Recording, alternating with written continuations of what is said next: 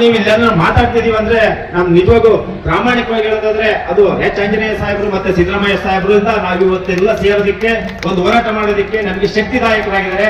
ಅವರ ಋಣವನ್ನು ಯಾವತ್ತೂ ಸಹ ತೀರ್ಸೋದಕ್ಕೆ ಸಾಧ್ಯ ಇಲ್ಲ. ಅವರು ಈ ಒಳ ಮೀಸಲಾತಿಯಲ್ಲೂ ಸಹ ನಮ್ಮ ಪರವಾಗಿ ನಿಲ್ತಾರೆ.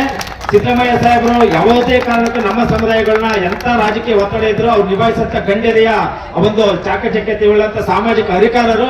ಅವರು ನಿಜವಾಗಿ ಈಗ ಏನು 15% 15% ಅಲ್ಲಿ ಒಳ ಮೀಸಲಾತಿಯನ್ನು ಜಾರಿ ಮಾಡಬೇಕಾಗಿದೆ. ಅದರೊಳಗೆ ಹಿಂದೆ ಆಗಿರ್ತಕ್ಕಂಥ ಅನ್ಯಾಯವನ್ನ ಸರಿಪಡಿಸಿ ನಮಗೆ ಖಂಡಿತ ಈ ಜೋಳಿಗೆಗಳನ್ನ ತುಂಬಿಸ್ತಾರೆ ಅಂತೇಳಿ ನಾನು ನಿಜವಾಗ ಪ್ರಾಮಾಣಿಕವಾಗಿ ನಾನು ನಿರೀಕ್ಷೆ ಮಾಡ್ತಿದ್ದೀನಿ. ಇವತ್ತು ನಾವೆಲ್ಲರೂ ವೇಷಭೂಷಣಗಳನ್ನ ಇಲ್ಲಿ ಹೋರಾಟಕ್ಕೆ ಅಷ್ಟೇ ಸೀಮಿತವಾಗಿ ಹಾಕೊಂಡ್ಬಂದಿಲ್ಲ ಸರ್. ಇದು ನಾವೆಲ್ಲರೂ ಗಮನಿಸಿದರೆ ಕೆಲವು ಸಮುದಾಯಗಳು ಹೋರಾಟಗಳಿದ್ದಾಗ ಮಾತ್ರ ವೇಷಭೂಷಣ ಹಾಕೊಂಡ್ಬರ್ತಾರೆ, ಅವನ್ನ ಅಷ್ಟಕ್ಕೆ ಸೀಮಿತಗೊಳಿಸಿದ್ದಾರೆ. ಆದ್ರೆ ಇದು ದಿನನಿತ್ಯದ ಕಾಯಕದ ನಮ್ಮ ವೇಷಭೂಷಣಗಳು. ಇವತ್ತು ಶಿಲೇಕೇತ ಸಮುದಾಯ ತೊಗಲುಗೊಂಬೆ ಆಡ್ಸೋದಿರ್ಬೋದು, ಇವತ್ತು ಬುಡುಗ ಜಂಗಮ ಸಮುದಾಯ ರಾಮಲಕ್ಷ್ಮಣ ವೇಷ ಇರ್ಬೋದು, ಇವತ್ತು ಸುಡುಗಾಡ್ಸಿದ್ರ ವೇಷ ಇರ್ಬೋದು, ನಮ್ಮ ದೊಂಬೂರು ಸಮುದಾಯ ವೇಷ ಕಲೆ ಇರ್ಬೋದು. ಈ ರೀತಿ ಎಲ್ಲ ಸಿಂಧೂ ಸಮುದಾಯದ ಚಾಟಿ ಹೊಡ್ಕೊಂಡು ಇವತ್ತು ಅವರ ಮೈಯಲ್ಲಿ ಇವತ್ತು ಬಂದಿರತಕ್ಕಂಥ ಹನಿ ರಕ್ತಕ್ಕೆ ಇವತ್ತು ಸರ್ಕಾರ ನಿಜವಾಗ ತಾಯಿ ಹೃದಯದಿಂದ ನೋಡ್ಲೇಬೇಕಾಗಿದೆ. ಇವತ್ತು ದಕ್ಕಲಿಗ ಸಮುದಾಯ ಅತ್ಯಂತ ಕಟ್ಟಕಡೆಯ ಸಮುದಾಯ, ನಮ್ಮ ಮಾದಿಗ ಸಮುದಾಯದ ಬೀದಿ ಒಳಗೆ ಹೋಗೋದಕ್ಕೆ ಅವ್ರು ಪರ್ಮಿಷನ್ ತಗೋಬೇಕಾಗಿದೆ. ಇವತ್ತು ಸಹ ಅಸ್ಪೃಶ್ಯರಲ್ಲೇ ಅಸ್ಪೃಶ್ಯ ಅಂತ ಸಮುದಾಯಗಳು ನಮ್ಮ ಜೊತೆಗಿದಾವೆ. ಇವತ್ತು ಸರ್ 49 ಸಮುದಾಯಗಳು ಏನು ಅಲೆಮಾರಿ ಸಮುದಾಯಗಳು ಪ್ಲಸ್ 10 ಸೂಕ್ಷ್ಮ ಸಮುದಾಯಗಳಲ್ಲಿ 1000ಕ್ಕಿಂತ ಕಡಿಮೆ ಜನಸಂಖ್ಯೆ ಇರ್ತಕ್ಕಂಥ ಸಮುದಾಯಗಳು 18 ಸಮುದಾಯಗಳಿದಾವೆ. 100, 120, 130, 200, 210 ಇವು ಇಂಥ ದೊಡ್ಡ ಸಮುದಾಯಗಳ ಜೊತೆ ಸಿ ವರ್ಗದಲ್ಲಿ ಹಾಕಿದ್ರೆ ಯಾವತ್ತು ಸಹ ನಾವು ಮುಖ್ಯವಾಹಿನಿಗೆ ಬರೋದಕ್ಕೆ ಸಾಧ್ಯ ಆಗುತ್ತೆ. ದಿನಕ್ಕೆ ಈ ಸಮುದಾಯಗಳು ನಶಿಸಿ ಹೋಗ್ತಿದೆ, ಅವ್ರ ಜನಸಂಖ್ಯೆನೇ ಕಡಿಮೆ ಆಗ್ತಿದೆ. ಇವತ್ತು ನಮ್ಮ ಸಮುದಾಯಗಳಲ್ಲಿ ಎಷ್ಟೋ ಜನಕ್ಕೆ ಇವತ್ತು ಗ್ಯಾರಂಟಿ ಯೋಜನೆಗಳು, ಸರ್ಕಾರದ ಗ್ಯಾರಂಟಿ ಯೋಜನೆ ಖಂಡಿತ ತಲುಪ್ತಾ ಇಲ್ಲ. ಯಾಕಂದ್ರೆ ಇವತ್ತು ಗುಡಿಸಲು ಗುಡಾರ್ಧಗಳಲ್ಲಿ ಇದೀವಿ, ಅವ್ರಿಗೆ ಕರೆಂಟ್ ಸೌಲಭ್ಯ ಭಾಗ್ಯ ಜ್ಯೋತಿ ಯೋಜನೆ ತಲುಪಕ್ಕೆ ಸಾಧ್ಯ ಇಲ್ಲ. ಇವತ್ತು ಆಧಾರ್ ಕಾರ್ಡ್ ಇಲ್ಲ, ಅವರಿಗೆ ಶಕ್ತಿ ಯೋಜನೆ ತಲುಪ್ತಾ ಇಲ್ಲ. ರೇಷನ್ ಕಾರ್ಡ್ ಇಲ್ಲ, ಇವತ್ತು ರೇಷನ್ ಸಿಗ್ತಾ ಇಲ್ಲ. ಸುಮಾರು 50 ರಿಂದ 60 ಭಾಗ ಇವತ್ತು ಸರ್ಕಾರದ ಯೋಜನೆಗಳು ಪಂಚ ಗ್ಯಾರಂಟಿಗಳು ಸಹ ತಲುಪ್ತಾ ಇಲ್ಲ. ನಿಜವಾಗ ನಮಗೆ ನೊಂದು ಹೇಳ್ತಿದೀವಿ.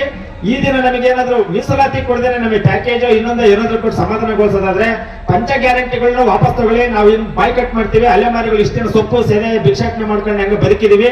ನಮಗೆ ಬೇಟೆ ಆಡೋದಕ್ಕೆ ಒಂದು ಪರ್ಮಿಷನ್ ಕೊಡಿ, ಭಿಕ್ಷೆ ಬೇಡೋದಕ್ಕೆ ಒಂದು ಪರ್ಮಿಷನ್ ಕೊಡಿ, ಇಲ್ಲ ಅಂದ್ರೆ ನಮಗೆ ಒಳ ಮೀಸಲಾತಿ ಕೊಡಿ, ನಮ್ಮನ್ನ ಮುಖ್ಯವಾಹಿನಿಗೆ ಕರೆ ತರಬೇಕಂತೇಳಿ ನಾವು ಕೋರ್ತಾ ಈ ಸಭೆಯನ್ನು ಉದ್ದೇಶಿಸಿ ನಮ್ಮ ಕ್ಷೇತ್ರದಾದಂತ ಶ್ರೀಯುತ ಜನಪ್ರಿಯ ಶಾಸಕರು ಈ ನಿಜವಾಗ ನಾವು ಡೆಲ್ಲಿ ತನಕ ಈ ಒಳ ಮೀಸಲಾತಿಯಲ್ಲಿ ಅನ್ಯಾಯ ಆಗಿರೋದನ್ನ ನ್ಯಾಯ ಹುಡುಕೊಂಡು ನಾವು ಡೆಲ್ಲಿ ತನಕ ಹೋಗಿ ಬಂದ್ವಿ. ಸುಮಾರು 15-20 ದಿನಗಳ ಕಾಲ ಡೆಲ್ಲಿಯಲ್ಲಿ ಉಪವಾಸ ವನವಾಸ ಅನುಭವಿಸಿದ್ವಿ. ಆದ್ರೆ ನಮಗೆ ಯಾವುದೇ ರೀತಿಯ ಮೀಸಲಾತಿಯಲ್ಲಿ ನ್ಯಾಯ ಸಿಗಲೇ ಇಲ್ಲ. ಇಂಥ ತಪ್ಪಲಿ ಸಮುದಾಯಗಳು ಇವತ್ತು ಕೋರ್ಟ್ಗೆ ಹೋಗಂತದ್ದು ದೊಡ್ಡ ವಿಚಾರ. ಲಕ್ಷಾಂತರ ರೂಪಾಯಿ ದುಡ್ಡು ಕಟ್ ಮಾಡ್ಕೊಂಡು ಡೆಲ್ಲಿ ತನಕ ಹೋಗಿರೋದು ಇಡೀ ದೇಶದಲ್ಲೇ ಮೊದಲೇ ಇರ್ಬೋದು ಅಂತ ಅನ್ಕೊಂಡಿದ್ದೀನಿ. ಇಂಥ ಅಲೆಮಾರಿ ಭಿಕ್ಷಾಟನೆ ಮಾಡ್ತಕ್ಕಂಥ ಸಮುದಾಯಗಳು ಡೆಲ್ಲಿ ತನಕ ಹೋಗಿ ಬಂದಿರೋದು. ಇಂಥ ಸಮುದಾಯಗಳನ್ನ ನಿಜವಾಗೂ ಮಾನವೀಯ ಮೌಲ್ಯಗಳಿಂದ, ಅಂತಃಕರಣದಿಂದ ಹೃದಯವನ್ನ ತೆರೆದು ನಮ್ಮ ಸಮುದಾಯಗಳನ್ನ ನೋಡ್ಬೇಕಾಗಿದೆ ಸರ್ಕಾರ. ಖಂಡಿತ ನೋಡುತ್ತೆ. ಸಿದ್ದರಾಮಯ್ಯ ಅವರು ಅವರ ಜೀವನದ ರಾಜಕೀಯ ಜೀವನದಲ್ಲಿ ಎಂದು ಕಪ್ಚಿಕ್ಕಿ ಇಲ್ದಂಗೆ ಆಡಳಿತ ನಡೆಸಿದ್ದಾರೆ. ಇದನ್ನ ಎಷ್ಟೇ ಒತ್ತಡ ಬಂದ್ರೆ ಅವ್ರು ನಿಭಾಯಿಸಿ ನಮಗೆ ನ್ಯಾಯ ಕೊಡಿಸ್ತಾರೆ ಅನ್ನೋ ನಂಬಿಕೆ ಮೇಲೆ ನಾನು ಈ ದಿನ ನಮ್ಮ ಆಹಾರ ಸಚಿವರಾದಂತಹ ಶ್ರೀಯುತ ಮುನಿಯಪ್ಪ ಸಾಹೇಬರಿಗೆ ಈ ವೇದಿಕೆಯಲ್ಲಿ ಅವರು ನಿಜವಾಗೂ ನಮ್ಮ ಪರವಾಗಿ ಧ್ವನಿ ಎತ್ತಾರೆ. ಮತ್ತೆ ನಾಳೆ ನಡೀತಕ್ಕಂಥ ಕ್ಯಾಬಿನೆಟ್ ಸದನದಲ್ಲಿ ಸಹ ಧ್ವನಿ ಎತ್ತಿ ನಮ್ಮ ಸಚಿವರು, ಶಾಸಕರು ನಮ್ಮ ತಂದೆನೂ ಹೌದು, ನಮ್ಮ ದೇವರು ಅಂತೇಳಿ ನಾವು ಭಾವಿಸಿದೀವಿ. ಅಲ್ಲಿರ್ತಕ್ಕಂಥ ಎಲ್ಲಾ ಸಚಿವರು, ಶಾಸಕರು, ಮುಖ್ಯಮಂತ್ರಿಗಳು ನಮ್ಮ ದೇವರು. ಅವ್ರು ನಮಗೆ ನ್ಯಾಯ ಕೊಡ್ತಾರೆ ಅನ್ನೋ ನಂಬಿಕೆ ಮೇಲೆ ಅವ್ರನ್ನ ಸಭೆಗೆ ನಾನು ಆಹ್ವಾನಿಸಿ ಅವರ ಒಂದು ಆಶಾಭಾವನೆಯನ್ನ ವ್ಯಕ್ತಪಡಿಸಬೇಕು. ಮತ್ತೆ ನಮ್ಮ ಬಗ್ಗೆ ಅವ್ರು ಮಾತಾಡಿ ನಮಗೆ ಒಂದು ನ್ಯಾಯವನ್ನು ಒದಗಿಸುವಂತ ಕೆಲಸ ಮಾಡ್ಬೇಕಂತ ಹೇಳಿ ಕೊಡ್ತಾ ಮುನಿಯಪ್ಪ ಸಾಹೇಬರು ಮಾತಾಡಿ ಇಟ್ಬಿಟ್ಟಿದ್ದಾರೆ. ಅವರು ಸಮಾಜ ಕಲ್ಯಾಣ ಸಚಿವರಾಗಿ ಮಾಡಿದಂತ ಸೇವೆ ಇನ್ನೊಬ್ಬ ಸಚಿವ ಮಾಡಕ್ಕಾಗೋದಿಲ್ಲ.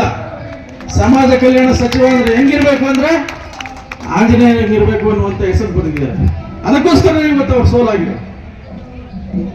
ಮುಂದುವರೆದ ಸಮಾಜ ಅವ್ರನ್ನ ಸೋಲಿಸೋದಕ್ಕೆ ಇಡೀ ರಾಜ್ಯದಿಂದ ಆಂಜನೇಯ ಸೋಲ್ಬೇಕು ಅನ್ನುವಂತ ಹುನ್ನಾರವನ್ನ ಮಾಡಿ ಅವರು ಸೋಲಾಗಿದೆ. ಏನೋ ನಮ್ಮ ಅದೃಷ್ಟ ನಮಗಿದೆ. ನಾವು ಹಳ್ಳಿಗಾಡಿಂದ ಬಂದಂತ ಜನ, ಸುಡುಗಾಡಿಸಿದ್ರೇನು, ಭಿಕ್ಷುಕರೇನು, ಸುಡುಗಾಡಿಸಿದ್ರು ಪಾಪ ವಿಭೂತಿ ಹಚ್ಕೊಂಡು ವ್ಯಾಪಾರವಾಗ. ಅಂತಹ ಜನದ ವಿಚಾರವಾಗಿ ನಾವು ಮಾದಿಗ ಸಮುದಾಯ ನಿಮ್ಮ ಜೊತೆಯಲ್ಲಿ ಇದ್ದೇವೆ. ನೀವು ನಮ್ಮ ಜೊತೆಲಿರಿ, ನಾವೆಲ್ಲ ಅಣ್ಣ ತಮ್ಮಗಳು. ನೀವು ಭಿಕ್ಷೆ ಬಿಡ್ತೀರಿ, ನಾವು ಚಪ್ಪಲಿ ಹೊಲಿತೀವಿ ಅಷ್ಟೇ, ಇನ್ನೇನಿಲ್ಲ. ಹಳ್ಳಿಗಳಲ್ಲಿ ನಮ್ಮನ್ನು ಹೊರಗೆ ನಿಲ್ಲಿಸ್ತಾರೆ, ನಿಮ್ಮನ್ನು ಹೊರಗೆ ನಿಲ್ಲಿಸ್ತಾರೆ. ನಿಮ್ಮನ್ನು ಯಾರು ನಡುಮನಿಗೂ ಕರೆಯಲ್ಲ. ಬೇರೆ ಜನಾಂಗದವರು ನಡುಮನಿಗರು ಕರೀತಾರೆ. ನಮ್ಮನ್ನು ಚಪ್ಪಲಿ ಬಿಡೋ ಜಾಗದಲ್ಲಿ ನಿಲ್ಲಿಸ್ತಾರೆ, ಅದು ನೋವು ನಮಗಿದೆ. ಆದ್ರಿಂದ ಮುನಿಯಪ್ಪ ಸಾಹೇಬರು ಈ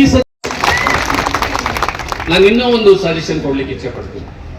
ಟೆಕ್ನಿಕಲಿ ಇದು ಕೊಡಕ್ಕಾಗಲ್ಲ ಅಂತ ಹೇಳಿದ್ದು ಅಂತಂದ್ರೆ ಅದು ನಿಮ್ಮಿಂದಲೇ ಒಂದು ಆರಂಭ ಆಗ್ಬೋದಾ? ಈಗ 3 ಗುಂಪುಗಳಿದೆ, ಎ ಗುಂಪು, ಬಿ ಗುಂಪು, ಸಿ ಗುಂಪು ಅಂತಿದೆ. ಎ ಗುಂಪಿನವ್ರು ನೀವೇ ನಮ್ಗೆ 40% ನಮ್ಮಲ್ಲಿ ಕೊಟ್ಬಿಡಿ ಅಂತ ಕೇಂದ್ರ ಸರ್ಕಾರ ಕಳಿಸಿದ್ರೆ ಅಲ್ಲಿ ನಾವು ಏನಾದ್ರೂ ಹೋರಾಟ ಮಾಡಿಕೊಂಡು 3rd ಶೆಡ್ಯೂಲ್ ಅಲ್ಲಿ ನಮ್ಮನ್ನು ಹಾಕಿಸ್ಕೊಳ್ತೀವಿ. ಇದು ಒಂದು ಅವಕಾಶ ಮುಂದ್ಗಡೆ.